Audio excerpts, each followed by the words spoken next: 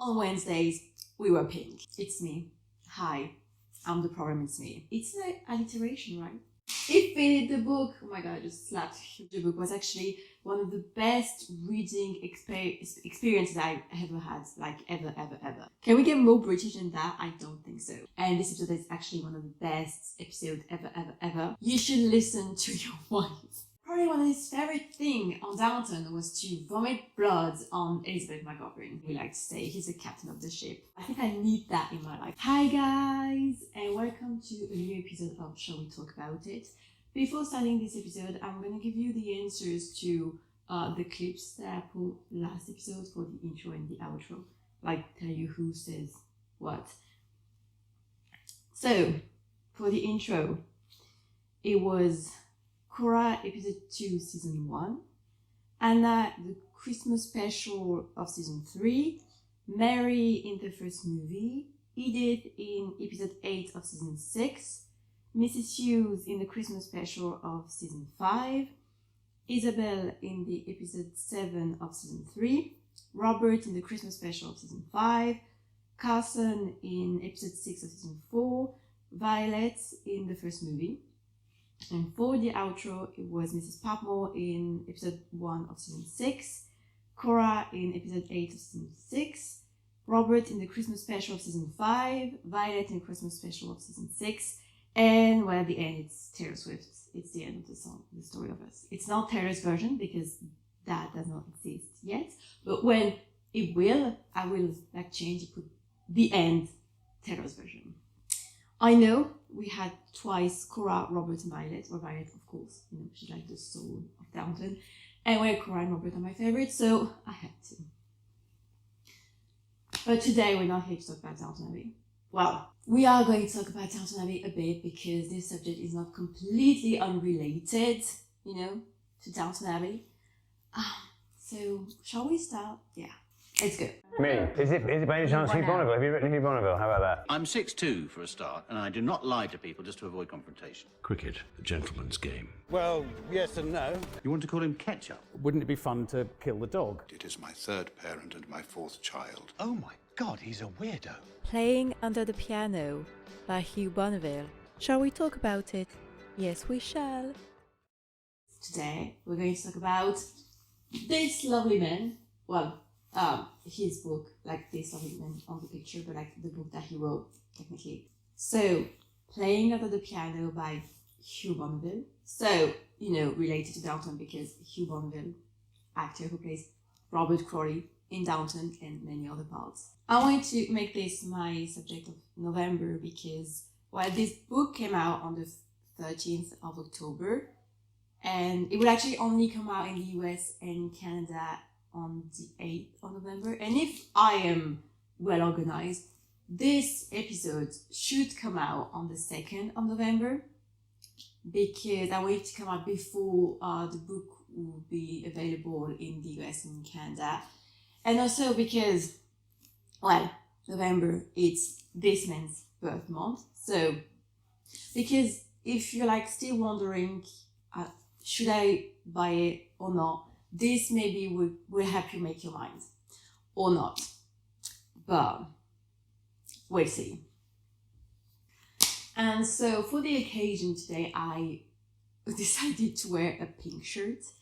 Because, Hugh does love pink shirts. He has worn one more than once in the past couple of months, if you check his Instagram. And actually, on one of his posts about the audiobooks, or the audiobook for his own book, he had a pink shirt. And I commented it, and I said that he had a nice shirt. And he liked my comments. And yes, I'm still not over that. It's been months, I'm still not over it. So I thought, in a theme. And because this is supposed to come out on the 2nd of November, and that the 2nd of November is a Wednesday, on Wednesdays, we were pink.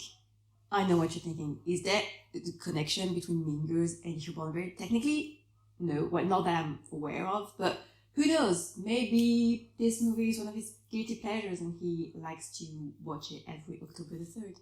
Who knows?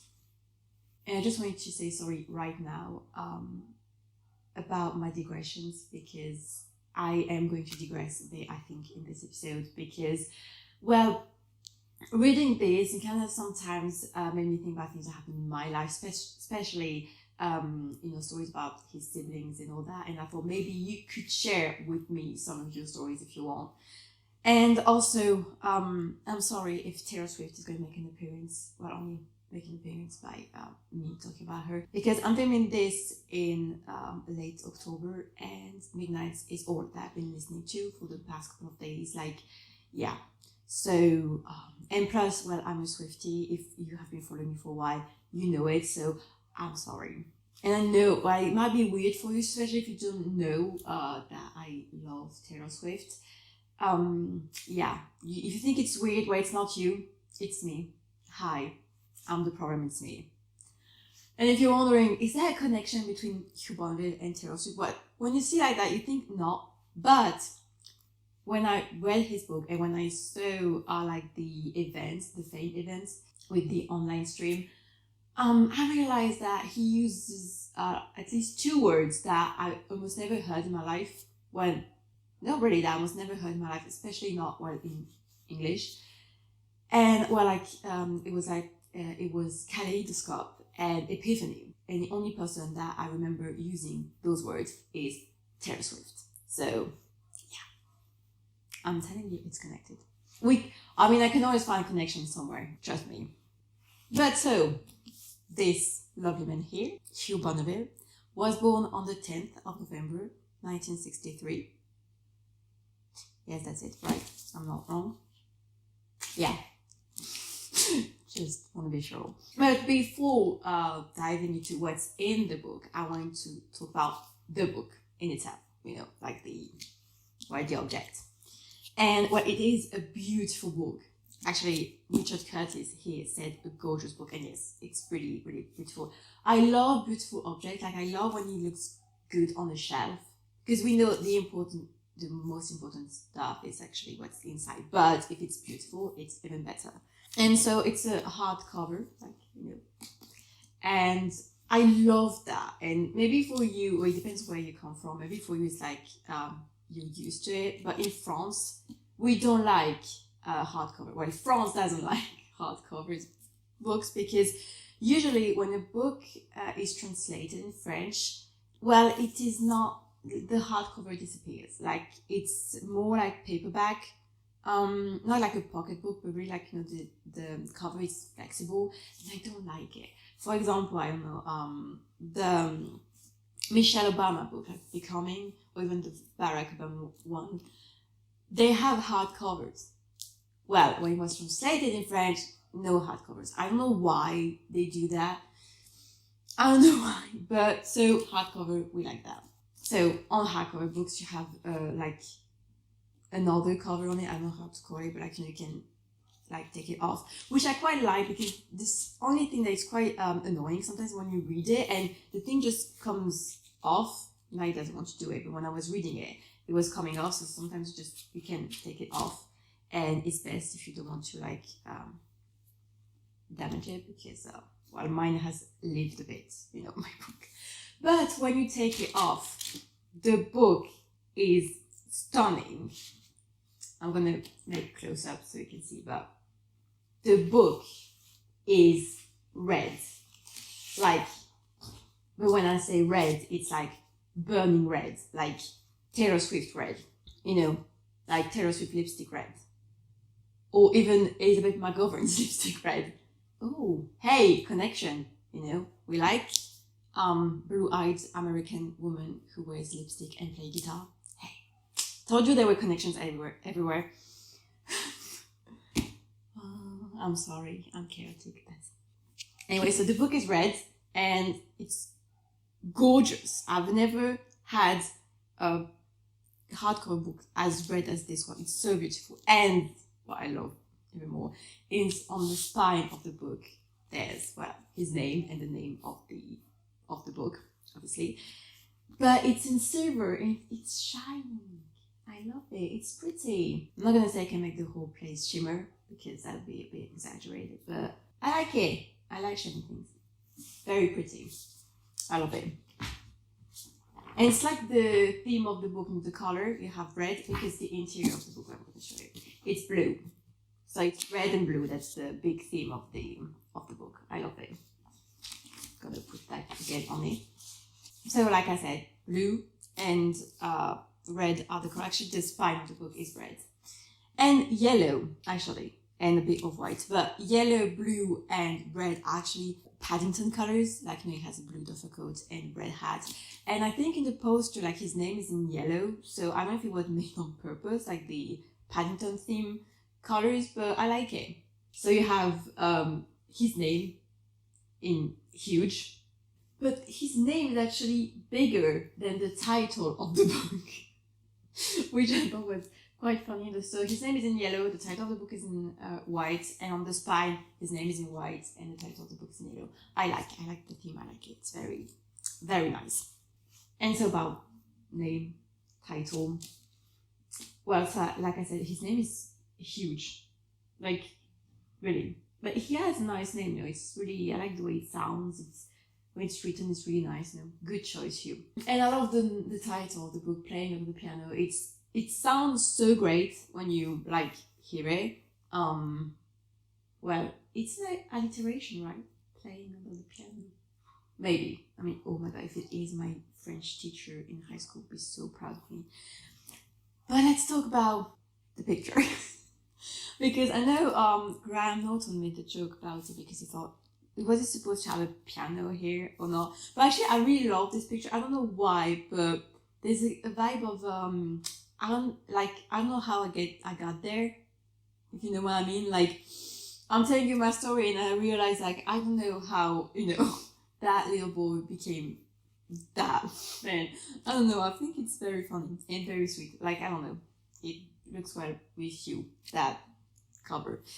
And let's talk about the suit as well, because, well, the suit is actually blue and the interior is red, and now it has a white shirt, but he wore it, I think, once with a pink shirt, a light pink, and he wore it a lot recently. Well, he wore it before. Like, if you go through his Instagram, you will see that suit. Like, he had it on the picture he took in Leicester Square with the Paddington statue. And he had it in, I think maybe it was a photo shoot for the book, but in a picture, like very kind of sexy vibe picture on a couch. And he wore it at every event related to the book. He wore it in the Graham Norton show. He wore it in at the Fame event. He wore it when the book came out. I think he wore it every time. So I don't know if he has like more than one, because yeah, she has to wash it every time. Well, yeah, maybe he has more than one. I love it because we have seen that suit before, so it's not like he just bought it for the book. Oh no, I think he. So yes, actually in the Fame event, he had a yellow t-shirt underneath, and well, maybe it was to make like the Ukraine flag. The first thing I thought was, if he had his glasses, he would look like a minion. I know minions have dungarees, but like blue and yellow makes me think about minion. Each their own culture, okay? But yeah, anyway. So, like I said, nice name, and the title, where he explains it in the book, is the name of his second chapter, if I'm correct. Let me check that. Yes, it's the name of the second chapter, and he said that actually on the ground, not sure there was something it was kindergarten, like he was supposed to do something from the class and he was scared, so he preferred to play under the piano. But for me, I think it, so you have that, but the other reference I think is about his father, because through the whole book you actually follow, like, you almost start the book with his father, like really early on, and you end it with him.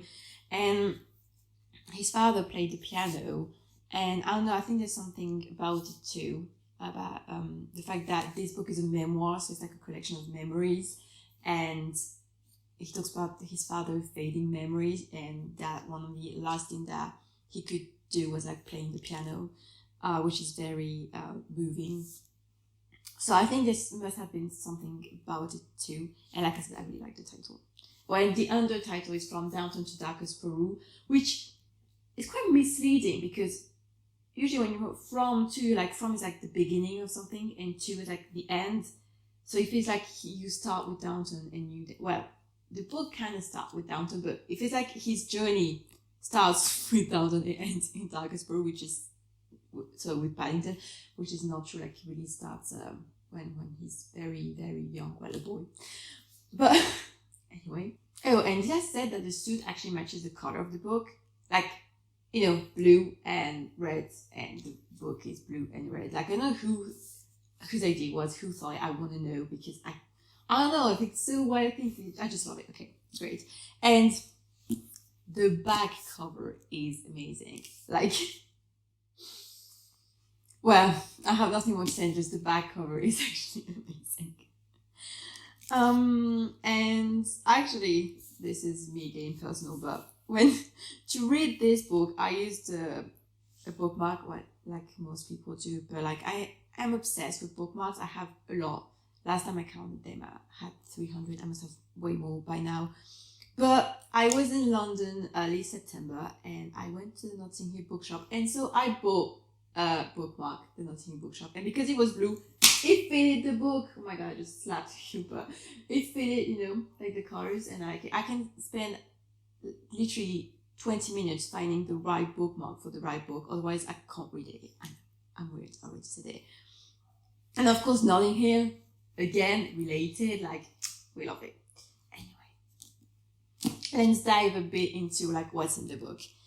And first, you have like at the beginning, or you have the title, obviously, but you have a dedication. I think that's how you say it, right?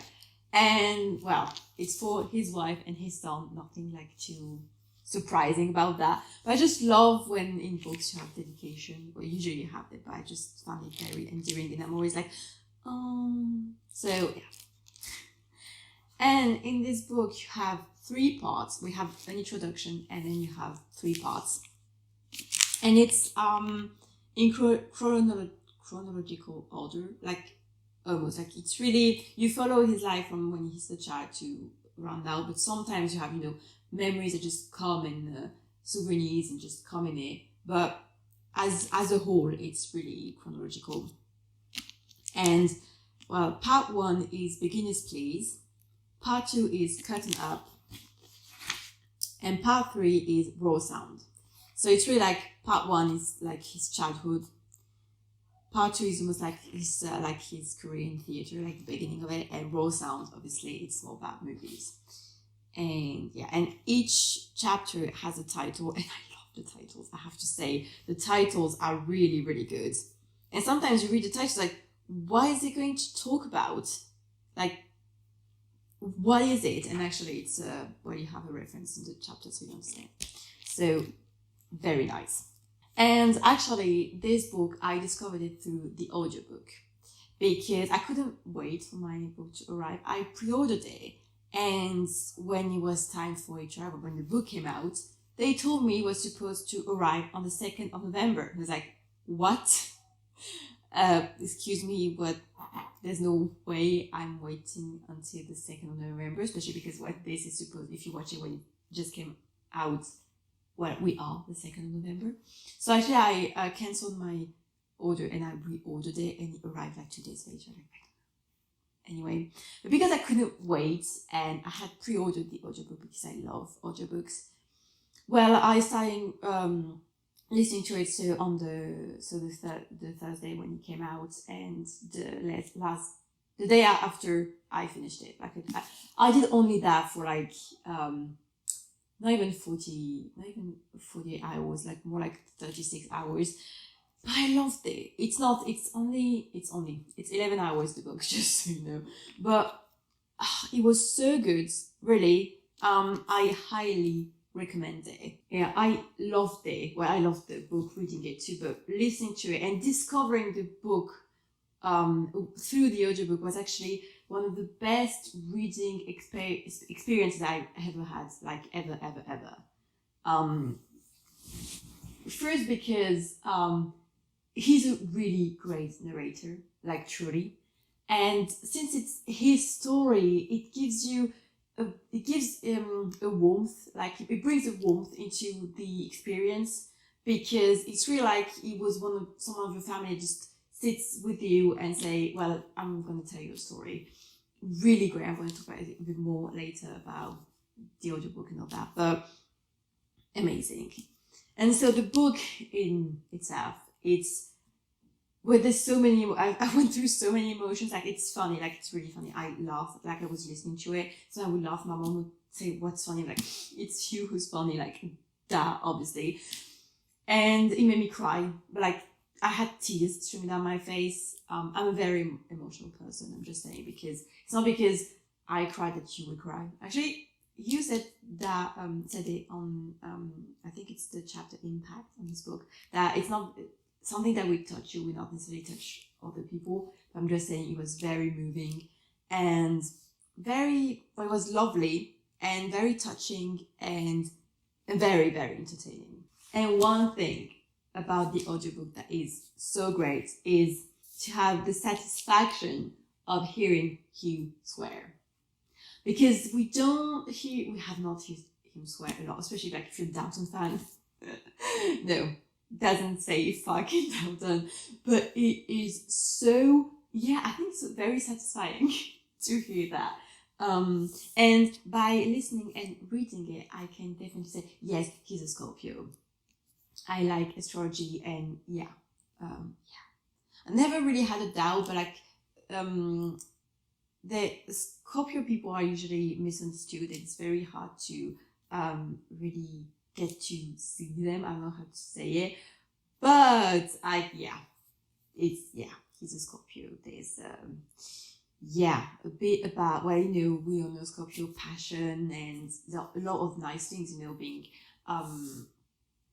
when they love you, they love each day for that sometimes, but the issue is the other part, and sometimes the impulsivity and jealousy and revenge.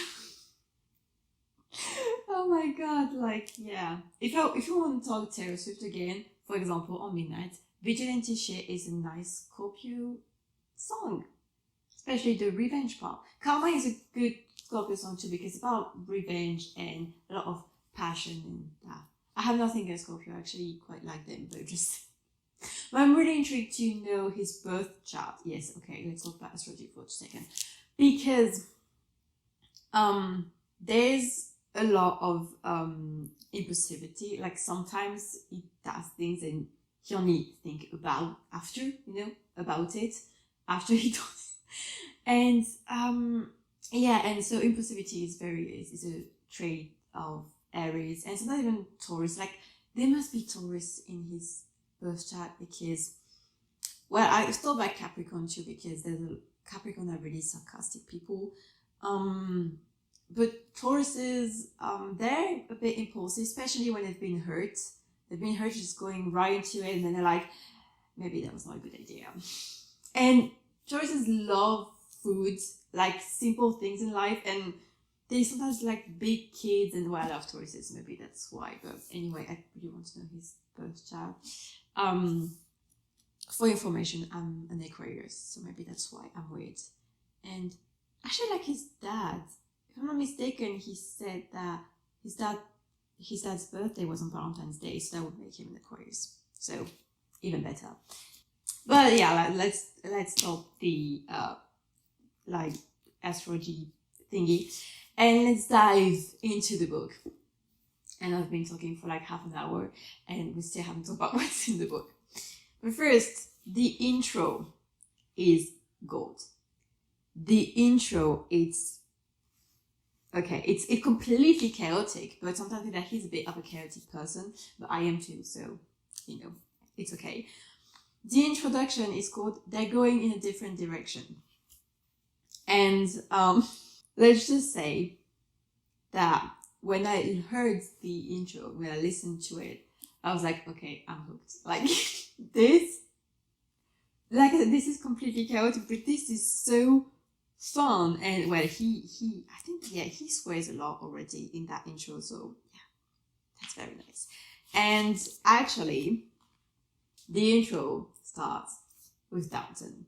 So it's very sweet, especially if you like me, like a big Downton fan, and that's actually through Downton that you starting to be a Hugh Bonneville fan. So yeah, that's quite nice. But it sorry, but it talks about other things as well. You know, like I said, it's chaotic. But I'm just going to read you the first line because, like I said, this intro is called "Not really my cup of tea." I mean, this is such a British like phrase. Like, can we get more British than that? I don't think so. So I love it. I really, really love it. It's so good. And in the intro, actually, he talks about how people sometimes misspell or mispronounce his name. I thought it was very funny. And when I said his name was huge, well, sometimes people would say dear huge because they're like autocorrecting. So I don't know why, but it's so funny, right? No, it makes me laugh because usually it's the last name that I can't pronounce right because it's French. And I would say, well, it's on Hugh because he's the one who chose this name. I say it was a really nice name and I'm standing on my grounds, but you know.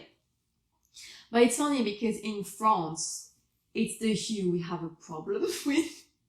Like Bonneville, very, very easy, you know. But Hugh, for example, my sister and my mother can't pronounce it. Actually, the French version of Hugh would be Hugues. And to be honest, I don't know. I have never met someone named Hugues, except maybe, well, I have never met them, but a French king that was, so Hugues Capet, and that was like in the end of the 10th century, or a French singer and musician called Hugo Frey, and he's like 90. So yeah, he actually made a song called Céline, and apparently that would be the reason why Céline Dion is called Céline Dion. Anyway, so I think it's very funny. And talk about people misspelling or mispronouncing your name. Well, I can definitely relate to that. My name in total has 8 letters for my first name and my last name. And well, it's always trouble. My first name, it depends, but most people always like Emma with 1 M or 2 M's, and sometimes it irritates me, but you know. But my last name, there's 4 letters, and every time I say it, and I start, you know, when I have to say my name, I start to spell it, I can see panic in the people's faces. Like, I'm starting with H-A, and usually that's okay. And then the H-N, the second H, like, oh my God, what just happened? And yeah, it has been, I don't know how people can write this in so many different ways because it's only 4 letters, but anyway. And well, they pronounce it always bad because technically you're supposed to pronounce it Han, and they always say Anne. Like you don't, because in French you don't pronounce the H. So my name became, like, instead of being a rooster, it becomes a donkey.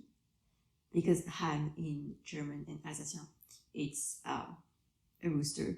But un âne, you do not written the same, but un âne, it's a donkey in French. And I prefer to be a rooster, you know, because, well, it's like the emblem of pâté, and I'm really proud to be, like, you know, pâté. And it's also on the, like, it's kind of the emblem of France, actually, and it's like on the football, like, shirt that they have, you know, when they play football. Anyway. Oh, yeah, because I am French, but I come from a place in France called Alsace, which is near Germany. So we have a lot of German roots and culture, but we're not German. I have nothing against Germany and German people, but if you go in, like in Alsace, and you say to people they speak German, don't do that. You know, that, no. An advice I'm giving you, don't do that. It may sound sometimes the same, it's not, okay? And just thinking about it makes me wonder how my grandmother would have pronounced this name, like Hugh, if she has just seen it written. Like, I don't even know how she would pronounce it. I even want to think about it, actually. But so, yeah, misspelling, mispronouncing names, I get that, you know. And so about his name, he actually talks about, like, how his name became his name. Because his name, like his birth name, is Hugh Williams. And one of his second name was Bonneville, and his father told him that apparently they could be like descendants of les Huguenots. So les Huguenots, they were Protestants from France, but who fled France when there were like conflicts between Protestants and Catholics, and especially after like the Saint-Barthélemy and all that stuff. And so they fled across Europe, and some of them arrived in England. So apparently Bonneville would have been like the English version of Bonneville, or even said de Bonneville. And Hugh even made a joke about the fact that for a while he would like to sign his papers de Bonneville. So, well, it's very, very posh, very Downton Abbey, very like aristocracy coded, all that. Because when you do something in France, it's usually you're from the aristocracy. Like for example, if you have seen Downton Abbey in your era, the French Marquis is called Marquis de Montmirail. It's actually very funny because this is the name of a character in one of the most famous and famous comedy of France called Les Visiteurs, and the main character is called de Montmirail too, so it was very funny. Anyway, but so yeah, and the whole story, you have to read it, it's very funny, but the whole story is that there was already someone named Hugh Williams in the industry, and so said maybe it's best if he changes his name. And first he changed it to Richard, which is his second name, Richard and Bonneville, so Richard Bonneville. And then he decided after a while to change it to Hugh Bonneville, because at a party, one of his friends didn't know how to introduce him, as Richard or as Hugh, so he didn't introduce him at all. And I don't know why, but I can picture it. Really, this book, the way it is written, it's like a movie. You can picture it. And this moment, I was like, okay. And so I decided to go back to Bonneville, and I have to say it's a really nice name. So I'm saying, okay. And if you know what it means, actually, so bon means good, like the feminine version of good, because adjectives are not invariable in French. And it's also actually the informal word to maid or housemaids, like in French would be a femme de chambre, but the informal word would be bonne. But that's more like bonne, like good, we would say that. And ville, it's actually city or town, so it's like good town or good city, that's the name.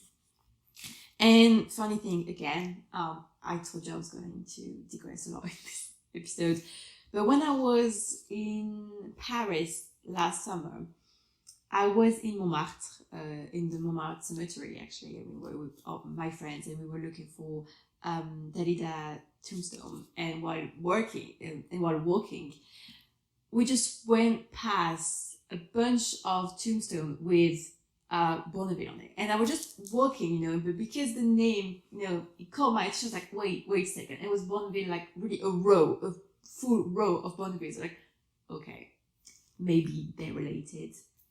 I don't know. Who knows? And yes, and apparently they are not descendants from the Huguenots. Apparently they're not. And so in this intro, he also talks about a bit the Monuments Men. And in the book, actually, he talks about the Monuments Men and he talks about the Graham Norton show. The Graham Norton show, the episodes where he has a maroon suit and he's with Bill Murray and Matt Damon. And this episode is actually one of the best episodes ever. Like one of the best episodes of the Graham Norton show, but like one of the best thing that I ever watched on YouTube, like ever. And to be honest, the Graham Norton show is actually one of the best chat shows, like ever. And so he talks about it, and I don't know if you have seen this. If you haven't, just go see it, because you will thank me. I have seen it so many times, and every time I still laugh. It's just hilarious. And so in it, they talk about the Monuments Men, and Hugh told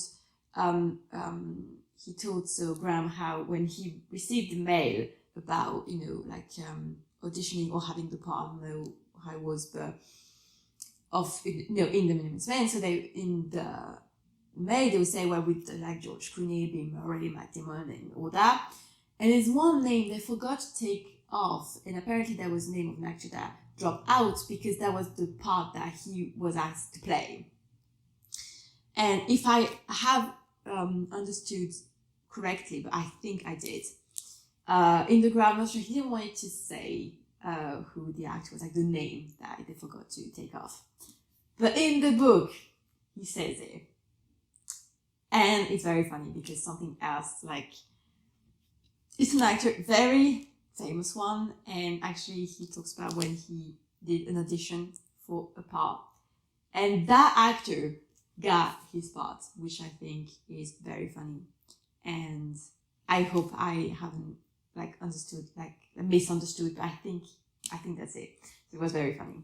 And one of the other main themes of this book is his family.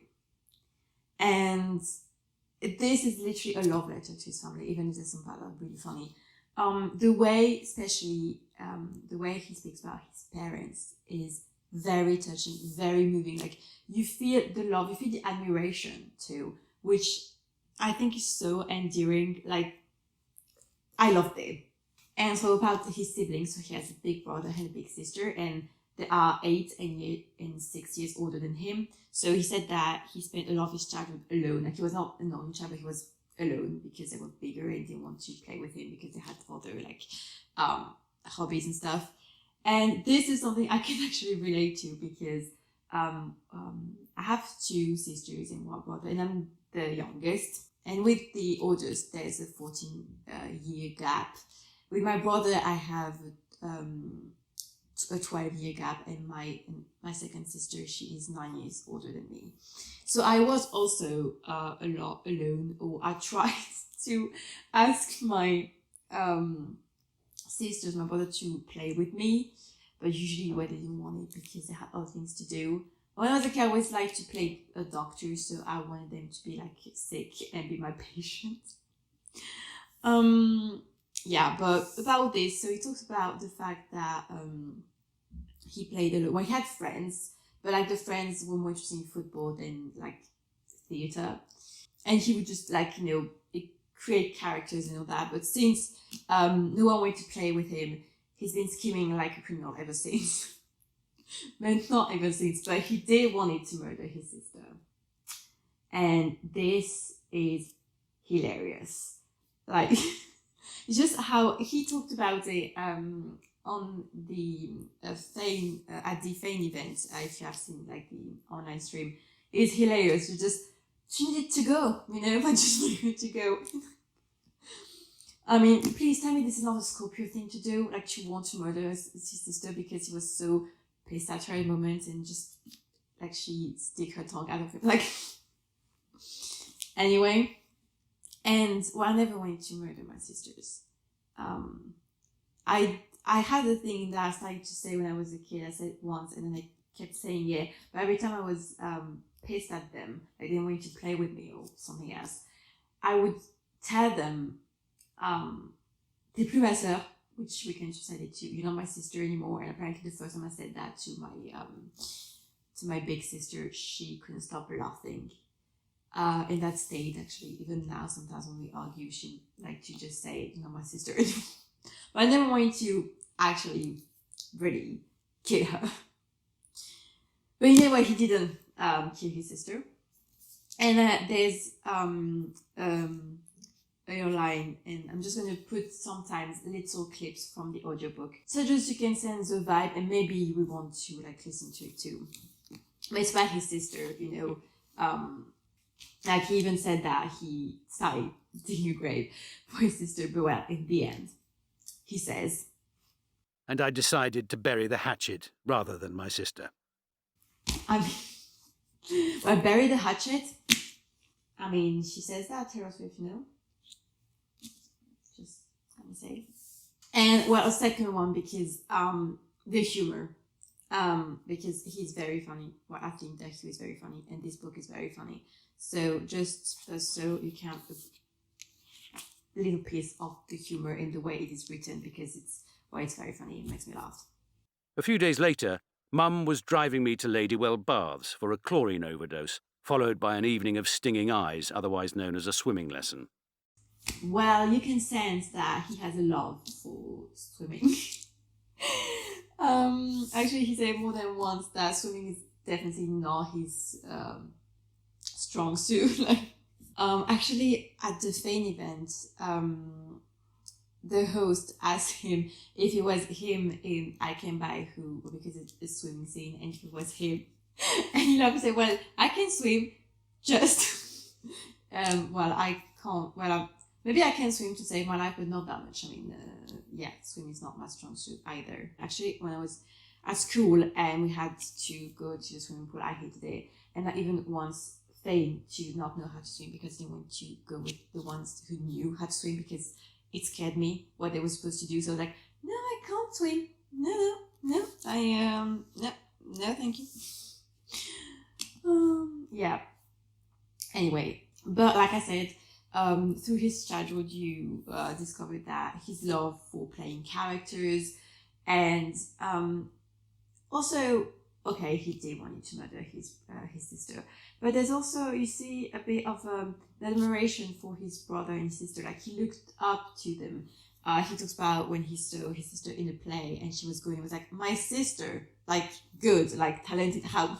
No, it's not possible, like.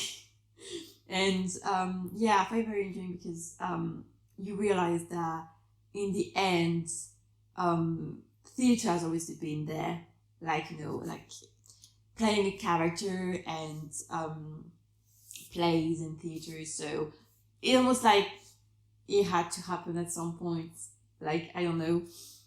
And okay, there's actually a moment when he talks about his childhood, that he had one of his childhood crushes was a girl named Jane. And I'm laughing because if you have watched Downton, which you probably had, but if, like me, you are a cowboy shipper, which means, cowboy's the ship name for Cora and Robert, Jane is not a name you like to hear usually. And I don't know why it makes me laugh that one of his crushes was named Jane, like, the odds, but that part is hilarious. I love hearing his story when he was a kid, because his voice sometimes where he becomes a kid again, and it's so nice to hear, and it's very, very funny.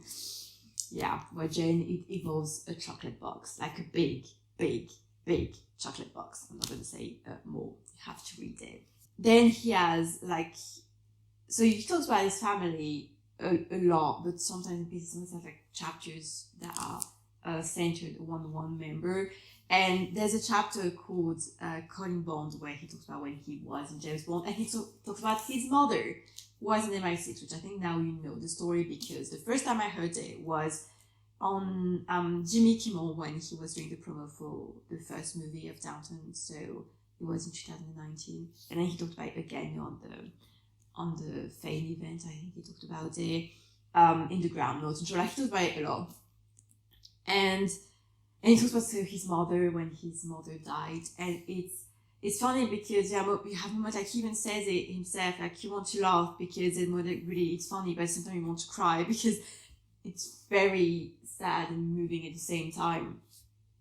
That's literally the theme of the book. Sometimes you're like, oh, it's sweet, and oh, it's sad, and oh, it's funny, and it's sometimes just all mixed up. Like, it's very good. And there's a chapter called Hidden on the Hard Drive, and it's about his late brother, and it is very, very moving. I don't know how to say it instead of that, but really, this chapter, when I listened to it, it really, moved me, really moved me to tears, because he discovered things about his brother that he didn't know, his reflection, because his brother died suddenly, and because obviously when he reads it, you sense like the emotion, and it's very moving. I want to say the same adjective over and over again, but I don't know what to say more.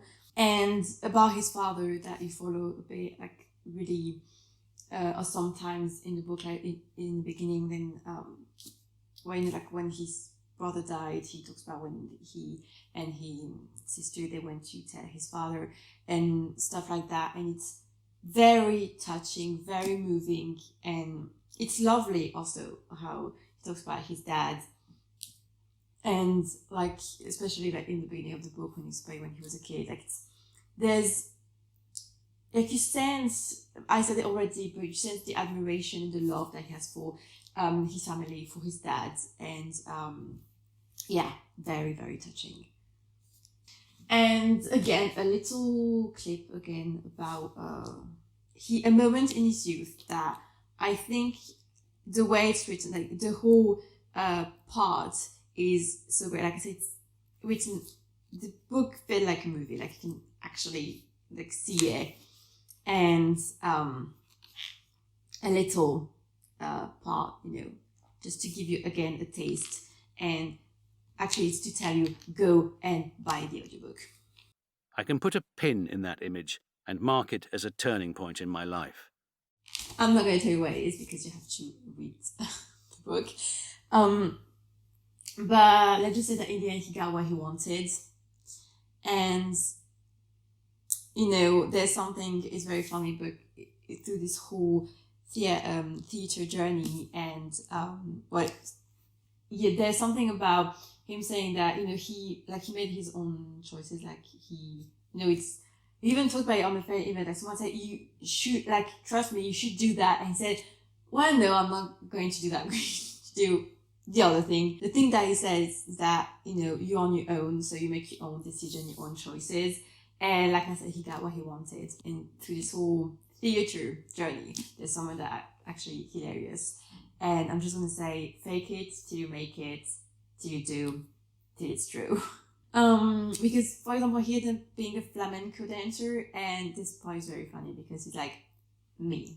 Like when you see me, it screams flamenco dancer.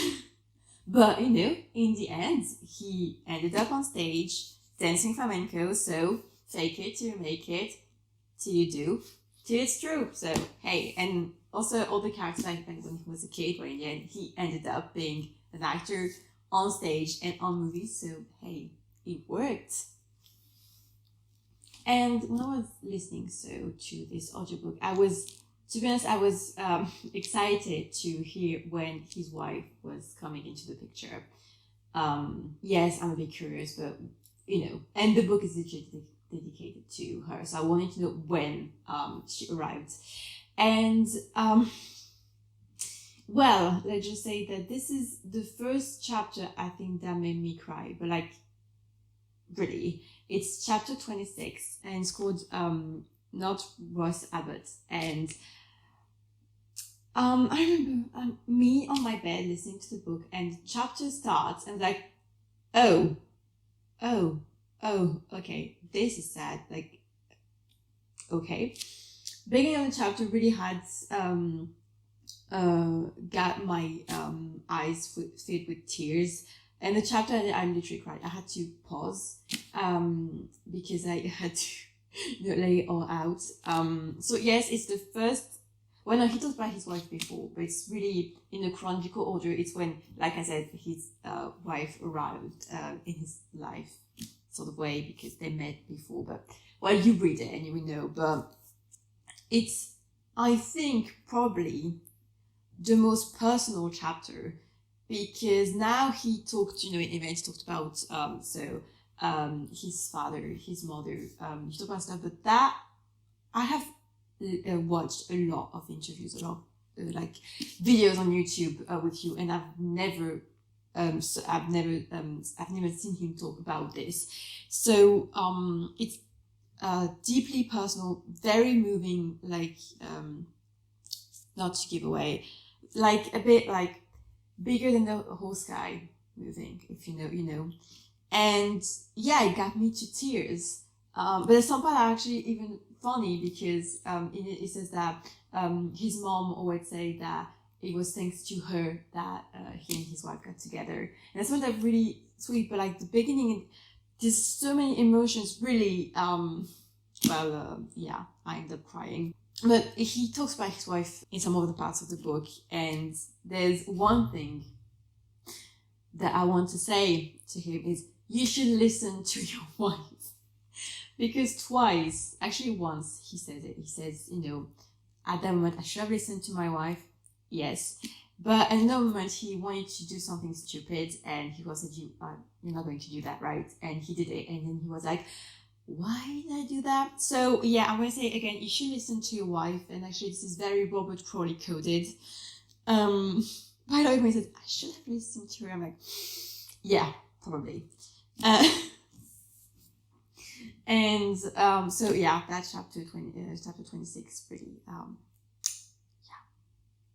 I cried. And there's some other like stories about his wife and a table and stamps that is funny too. I'll let you discover it by reading the book. And just a last thing that really made me smile, it's at a moment he says, never underestimate your cleaner. And it makes me smile because for years I have worked as a cleaner. I worked as a cleaner in the European Parliament, like in school breaks, summer, and it's funny because you have a lot of people that work there, that are here to clean toilets or things, and there are different backgrounds. So yes, I would agree with him and say never underestimate your cleaner. Then we stopped we already actually in the raw sound part, but to talk about movies. Like I said, we already talked about some chapters of this part, but the chapter Big Movie, Small Film is hilarious. It starts with Downton, but it talks about something else when he auditioned for a part.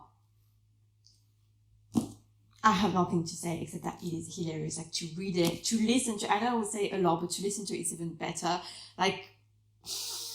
And the ending. I want to say the ending of almost every chapter is on point. It ends.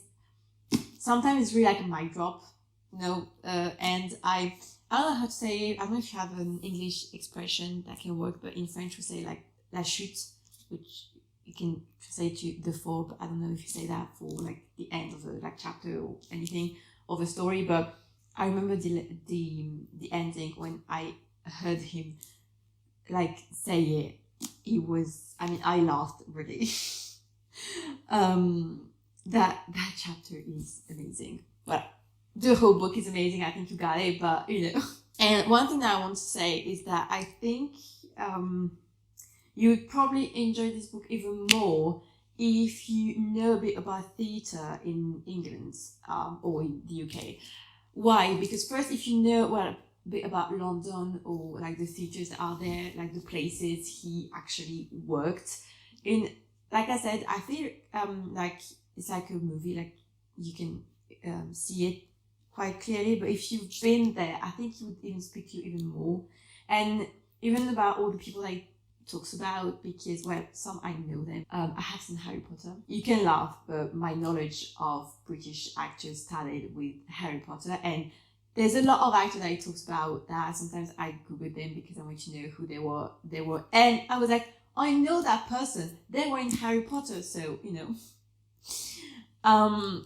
But yeah, of course, there are names I know who they are. I know who Laurence Olivier is. I know who Michael Gambon is. I know who Kenneth Branagh is. Both of them, they were in Harry Potter, actually. But, I know some of them, but some I didn't. So I literally Googled them. Sometimes I knew, the face of that person. I didn't know the name anyway. But I think if you know them, it's even, you would appreciate it even more. You don't need to know them to appreciate it. That's true. But if you know them, I think it adds something a bit, But I have to say, like I said, if you know them, it's different because it hits different when you know the people he's talking about, but you also know that they're not with us anymore. They passed away a couple of years ago. Because twice he mentioned, more than once he mentioned people that are not here, and sometimes he just says a name and you're like, oh. Well, if you're like me, you're very emotional. But for example, the Notting Hill chapter is one of my favorites. I love this chapter. I love this film. It's one of my favorite films of all time. And in Notting Hill, so you have an actress called Emma Chambers, and she's the one who plays Honey, so Hugh Grant's sister. And if you know that she died a couple of years ago, you know that technically the story will not end well. But a part of you, when you hear or you read it, you're like, oh, it's nice because it's about how he was friend with her and how, when they kept laughing together. And you don't want to forget the part where she's, dead. Well, he says it.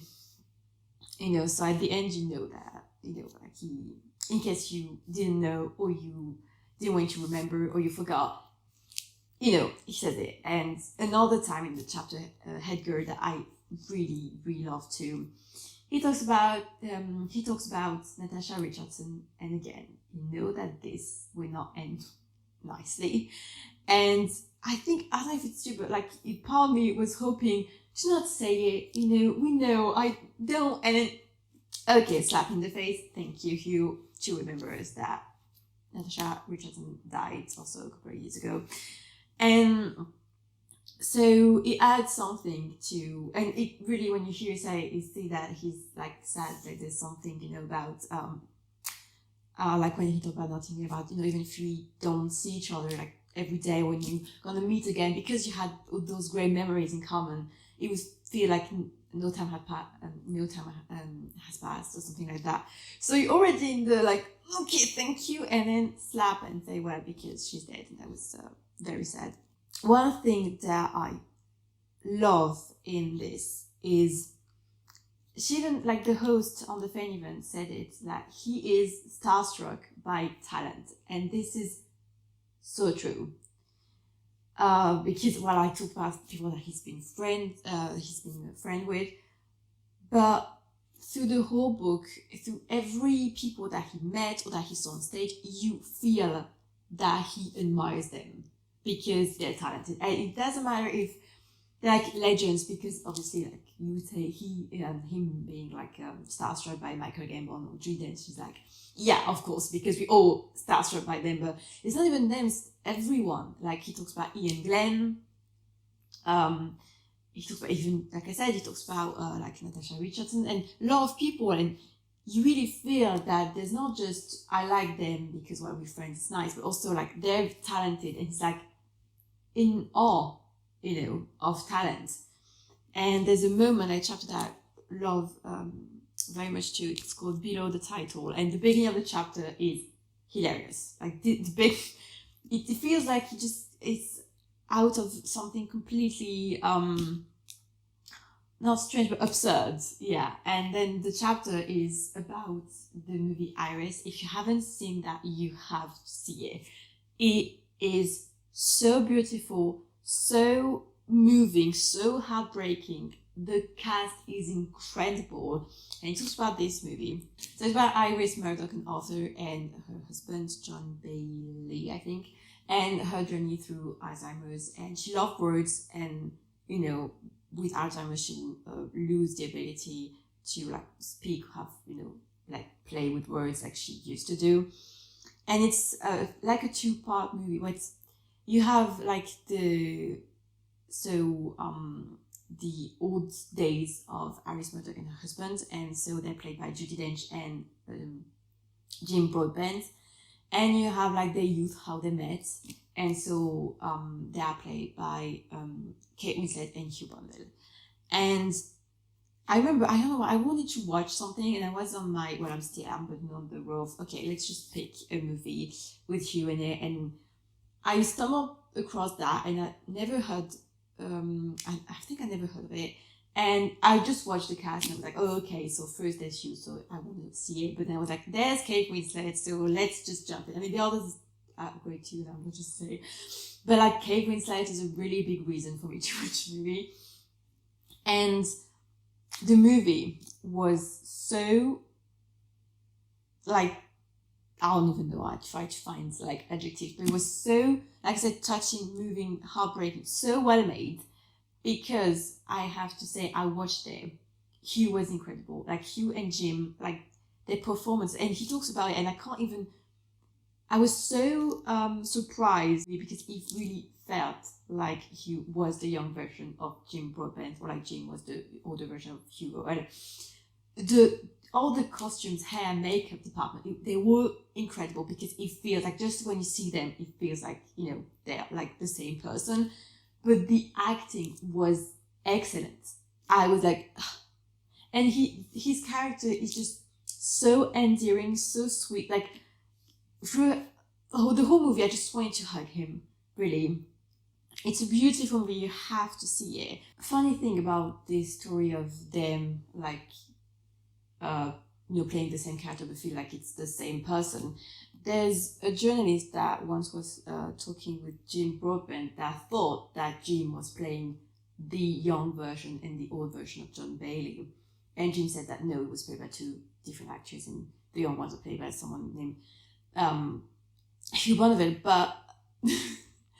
But once the composer James Horner, who made the music for the movie, he's the one who made like the music for Titanic, for example. He thought that so John Bailey was played also about just one actor called Hugh Bonneville, which I think is funny, and it's quite good for both of them because because there at least one person thought that one was playing each of them was playing just the two characters. But like I said, you need to see this movie. And when I said that he's starstruck by talent, but he worked with Jim and Judy before. But Kate, he talked about it once. I heard it was sometimes I go on YouTube and I just write Hugh Bonneville on the research bar, and then I'm like scrolling down through videos I haven't watched before. And he talked about a scene that they played the scene and she did it in 3 different ways, but 3 ways that were like great and that were great with actually the plot and what happened. But it was just so amazing that the director was like, yes, it's great, but now which one I'm going to choose? And he said it, and you can feel when he talks about it that yes, he was starstruck. He was like, whoa. And I love that because there's so much like admiration and respect for like his work colleagues, yes, we can say that it makes him such a nice guy. I don't know, but I remember what Bill Murray said on the Graham Norton show. He said that he seems like the greatest guy, but you feel it, and sometimes obviously when in interviews you might not be really yourself, but if this book is the real Hugh Bonneville, I love him even more, I have to say it. And really the whole speech about Kate Winslet was very touching. And he even said something about the movie, and I want to watch it again because of something he said. I'm not going to say it, but you have to see it. And I was just thinking that I'm a bit jealous that he got to kiss Kate Winslet. I'm not going to lie, Yeah. And Paddington, because we haven't really talked about Paddington. Yes, we talked about the color theme of the book, which is very Paddington coded.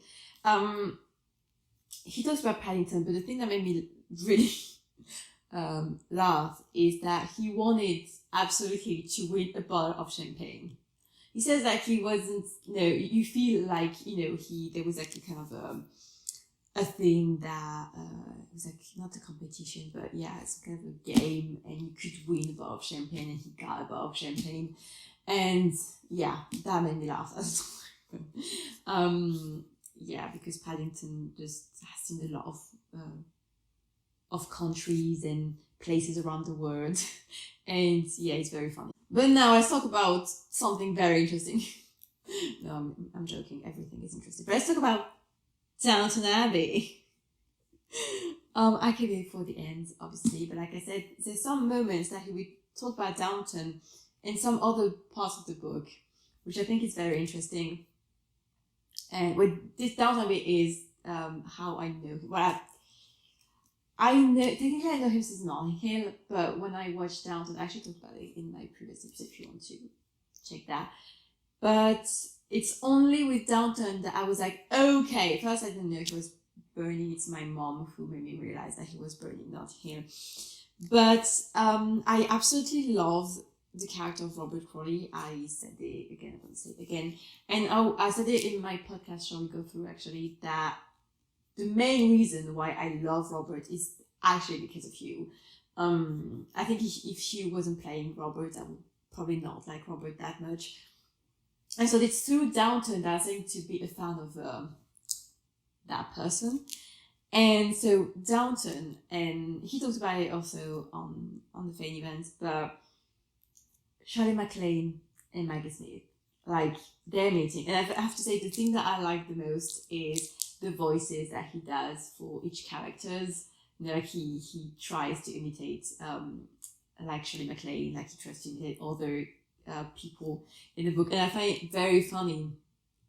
And you know, him being like, I was sitting like in the middle, like you know, on the left you have Maggie and on the right you have Shirley, like this is great. But he doesn't say, I know he said once that when his childhood like crush, like celebrity crush when he was younger, was Shirley MacLaine, and he doesn't say again, so I want to know if it's true, like if it's still true, or he just changed his mind.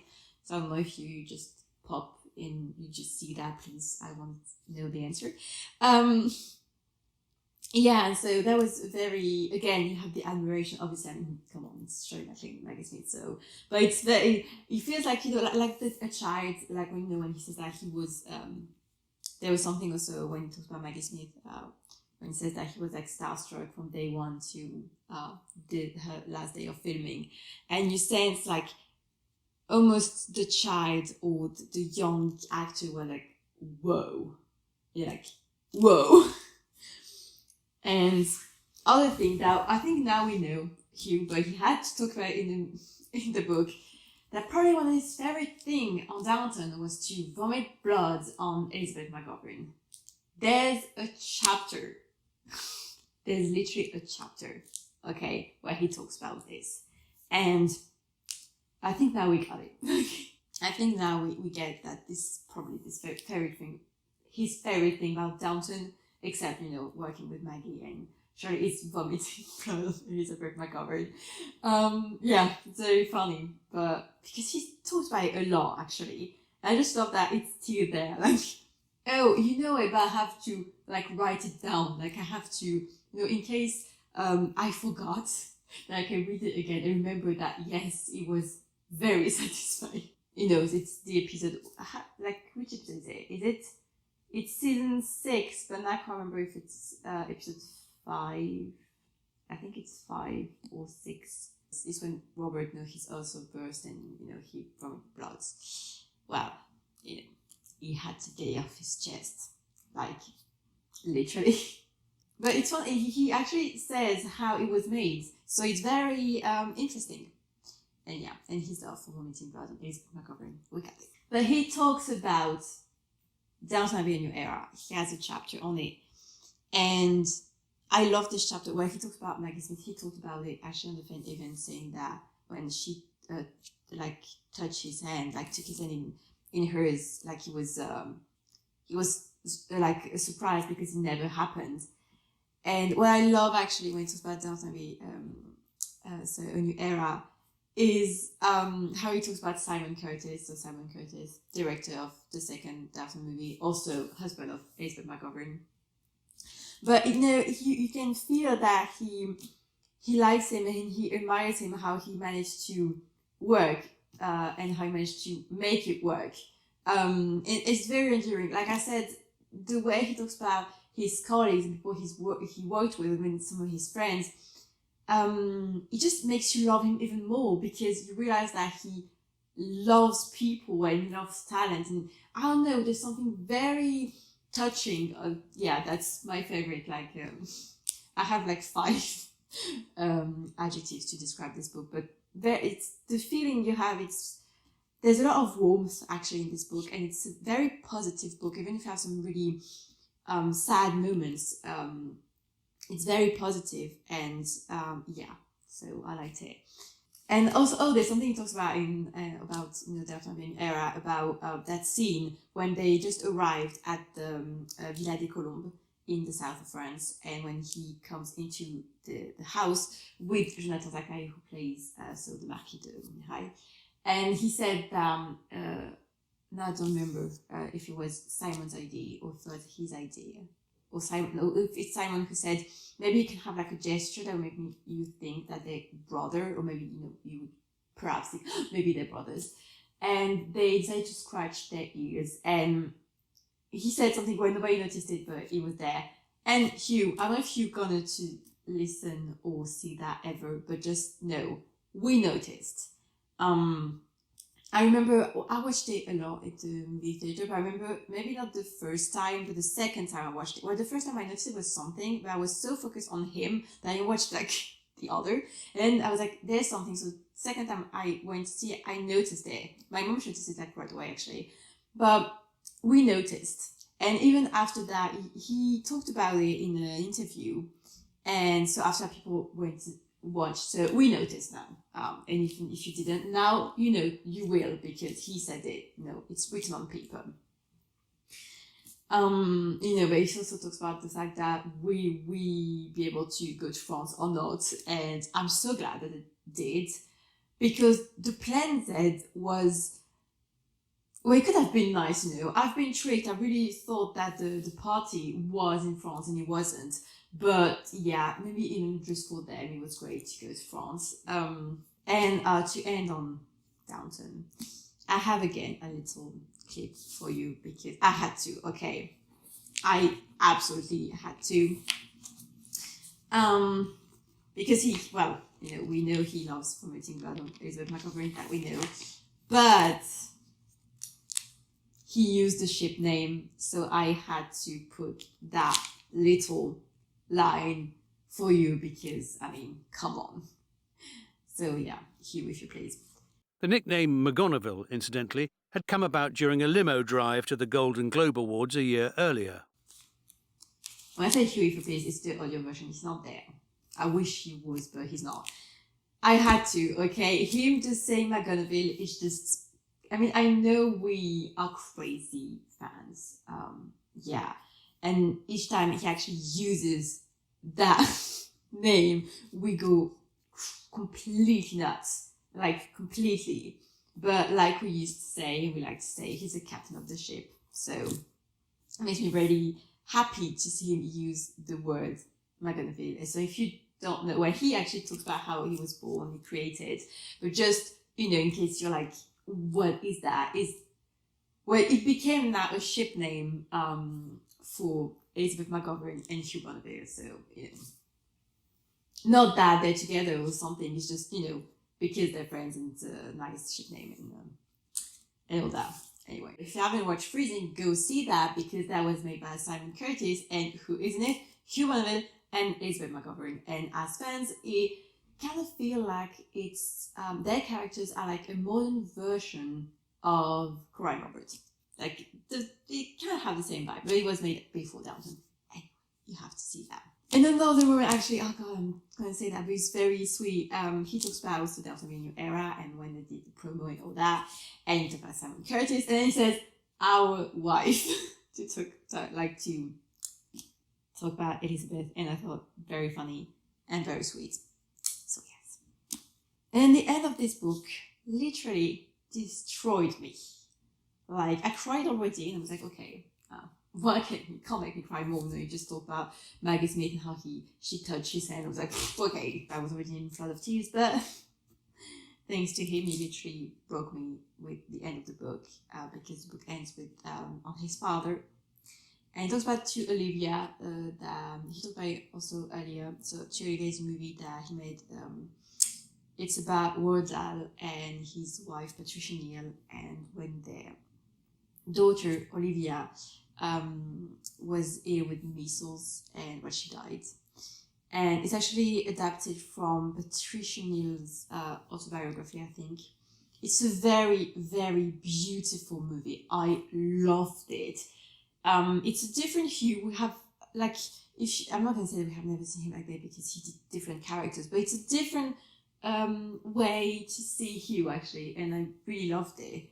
Like, him and Keeley Hawes were incredible. The movie was really beautiful, and he talks about it again on the fame events, but the end of this book really, like, again, there's so much you want to laugh, because even said that he said I had to laugh, but you cry at the same time because it is sad.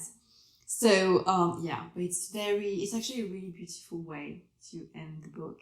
Very emotional way, but a very beautiful way to end the book. So yeah. In the end, like I said, I loved it. I think you got the point now. And the thing that really you see that just comes out of it, it's a really positive feeling.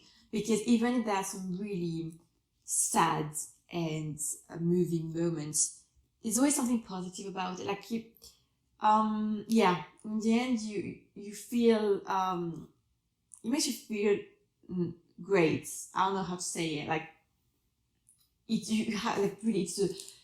reading this, it's very enjoyable, very entertaining, and listening to it is the same. So I highly recommend it, obviously. There's pictures in the book, actually. And I'm not going to show them to you because you have to pay, but I'm going to show you one because I had to, and I'm very generous today. And one that made me laugh because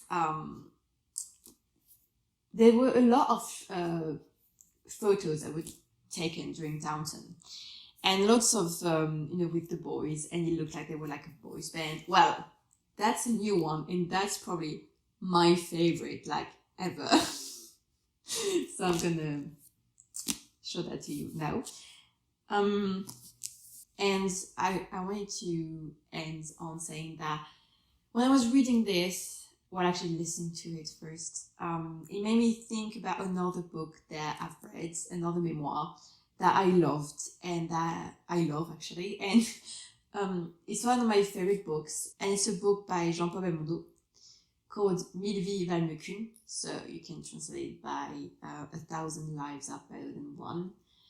And it's the same feeling in the way that the relationship with the family, the love he has for his parents, the admiration, even the love with his siblings and love with his family. And you have the career, and he talks about his friends and even those who are not here anymore. But now it's sad because Jean-Paul Belmondo died last year. But when the book came out, he was still alive. I think it came out in 2016. But a lot of people were dead because, well, it's the generation. And it was the same feeling, like you could enjoy it even if you didn't know who the people were that he was talking about, but you enjoy it even more if you knew who they were. And yeah, the feeling was the same because in the end, lots of things happened to him, and some things that were great. He became this famous superstar actor and all that, but there were some really painful and moments that happened to him, like when he lost his daughter and all that. But in the end, so you have really deep moving moments, but at the same time there's a lot of positivity, and I got the same feeling. And it was a lot of humor too, like it's different humor obviously because two different people, but I really enjoyed it. And I have to say, I don't know if that book was ever translated. I don't know. I tried to look for the information and I don't have it, so I don't know if it was. I think it's a shame if it wasn't translated because, well, Belmondo was definitely one of the biggest film star ever, like in France, but I think even worldwide. He's part of like the legends that legends in movie industry. And yeah, I think it's sad if it wasn't translated, so I don't know. But if you're French or you can read French, I highly recommend it if you like memoir and stuff, because it's a way it is told. It's exactly in the same way, like it's someone in your family that just sits down with you, next to the fire with a nice cup of tea and say, hey, I'm going to tell you a story. And yeah, probably wants to believe that he was translated in Italian because Jean-Paul Belmondo had Italian blood, but I don't know, so I can't say it. And I don't know if this is going to be translated. My sister and my mother really wanted to be translated in French because, well, they don't understand English. Well, they understand it, but they can't read it. So I hope it will be. I really hope, because since I listened to it, I just kept talking about it all day long. Well, I've been talking about Hugh for a while now, so I think they just they're tired of it probably. But anyway, and again, the audiobook you have to listen to, or you have to. No, you don't. But I'm gonna give you a tip because I listened to it on Audible, and actually there's an Audible session with him that is free, but when it's free for the people that already have Audible, it's free for everybody. That I don't know. Whoa, the sun is out and now we can't see me anymore and I look like a ghost. Great, yay. Like I said, there's an Audible session. You have a part on YouTube, but you have a bigger part on Audible session. It's free, but I don't know if it's free. Like if you have Audible, it's free for everybody. That I don't know. And one thing that really touches me and moves me every time is like whether it was at the fan event or in this Audible session. Every time he speaks about his father, you see he struggles not to cry, and I don't know why it moves me. And on Audible, I don't know if it's the same everywhere, but in France it's that, so I think it probably is the same everywhere. But your first month when you like subscribe to Audible is free, and so Audible you pay, so it's a subscription, and in France like 10 euros, or I think it's 9.90, 9.99, but it's 10 euros. And each month, so you have what they call you can have a book, which one you like. Like it doesn't depend on the price of the book. That is why it's great, because you have books that literally cost like 50 or 70 euros, and you have it for like 10 because you had the subscription. And your first month is free, so your first book is free. Technically, well, it what happened to me when I subscribed to Audible. So, if you want to listen to that, but you're like, oh my god, it's pricey, maybe you can subscribe to Audible, have your first month for free, and then you just stop the subscription. So you have, this book for free. And actually, in the audiobook, you have parts that are not in the book. Because when I listened to it and I read it, they actually said it, they say it in the audiobook, you have things that you have in the audio that you don't have in the book. But I can't remember, like I remember some stuffs that he said that were not, because I was like, hey, you talked about that person and they're not in here. But I can't remember like the chapters and all that, so I think now I should like listen to it again while reading it and to know exactly what is missing. But the thing, because I remember that when I read it, like, okay, so it's a plus. So in the book you have pictures, but in the book you have more stuff, so like I said, you can probably have it for free, so that's nice, right? And it's really so great, like and if you never tried audiobooks and you want to try it, I actually discovered it during lockdown through Harry Potter, because I listened to every Harry Potter read by Stephen Fry, and I have to say Stephen Fry was the best narrator ever. But you can also, like, if you want to stay in the same theme, after listening to Hugh, actually read the Paddington stories. Well, some I read by Jim Broadbent, some I read by Stephen Fry, some I read by him. And I loved it. Really, really nice. You also have, if you want to say it again, same thing, you also have The Chaperone, read by Elizabeth McGovern. It was really fun because I wanted to read the book, listen to it before watching the movie, and so I listened to it. It's really, really good, and it's funny to then watch the movie and see Elizabeth saying a line that she said when she read the book. Well, very good too. If you like memoirs and stuff, you have Home and Homework by Julie Andrews, read by Julie Andrews. It's really good. Again, discovering her story through her is so good. And she actually has read a lot of other books, but all the books that she has made, I think she read them. And you have lots of other things. You have Lord of the Rings, read by Andy Serkis. You have Narnia Chronicles that are read by several people. I think there's Kenneth Branagh, I'm sure. I think there's Derek Jacobi and maybe Ellen Mirren, I'm not really sure. And you also have Roald Dahl. You have, for example, Matilda, read by Kate Winslet. Is there someone here that is in charge of making audiobooks, or if it's you listening to that? Can I ask you a question? why nobody had the idea, or why nobody did, like, I don't know if it wasn't someone had it or not, but to ask Hugh to read Charlie and the Chocolate Factory. Because after I watched To Olivia, in the timeline of the movie, that's the moment that Rodal, he is writing Charlie and the Chocolate Factory. And this book was one of my favorite as a kid, really. And I thought maybe they're going to have the idea and ask him to read the book. I haven't found it. So I don't know if someone had the idea and then someone said, no, we don't want him to do that. Or he's the one they want him to do that. But please tell me. Like, I think I may need some explanations, because why? I love this book so much, and I think, well, I love Hugh, and I think it would be great. So I think I need that in my life. I need Hugh reading Charlie and the Chocolate Factory. So if someone can make that happen, please. Or if you just want to, record himself while reading it and saying it to me, I would be fine too, But I think I need that in my life right now. So, like I said, I highly recommend this book. I highly recommend you to buy it. First, because it will be a nice birthday present for you if you buy his book. Yeah. And, it's Christmas soon, so if you celebrate Christmas, you can ask it for Christmas. Or your birthday, if your birthday is like soon. I highly recommend the audiobook too. If you love audiobooks, I really, really do. It's a great experience, so do it. And actually, there might be way for you to win a book.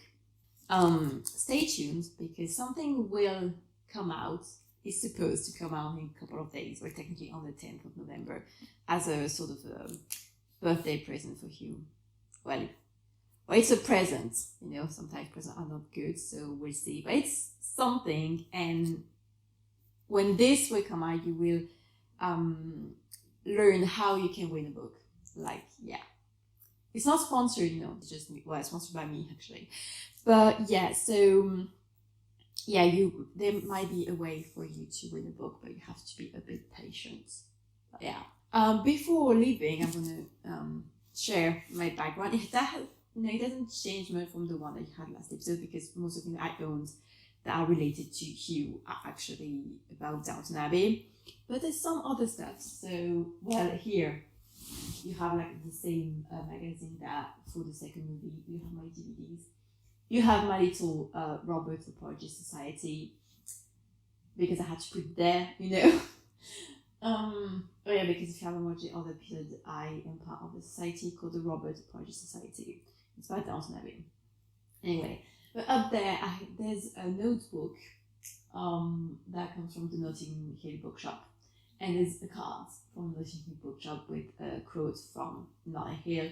And the quote is, "I'm just a girl standing in front of a boy asking him to love her." Then where you have Downton Abbey in the era of the companion book, a little cricket board that my sister made, because cricket, very Downton, but very also Hector Blake. If you have seen I Can Buy, Hugh posted a video on Twitter and Instagram with Hector Blake playing with a cricket ball, so but there you have like Downton Abbey cookbooks again, because we're Downton, and I mean this guy loves food, so had to. I love food too, so that's okay. Then you have My Little Boss Baby. I mean, if you haven't seen my previous episodes, someone on Twitter once said that it was about Robert, but Hugh looked like the Boss Baby. Yeah, and so now I can't see it, yeah. So Hugh, if you ever come across that, apparently you look like the Boss Baby. And there have been a lot of jokes about it on Twitter. So, but I had to. I mean, there's a Twitter community. They're completely insane, but we love them. And then we have my little Paddington that I bought when I was in London.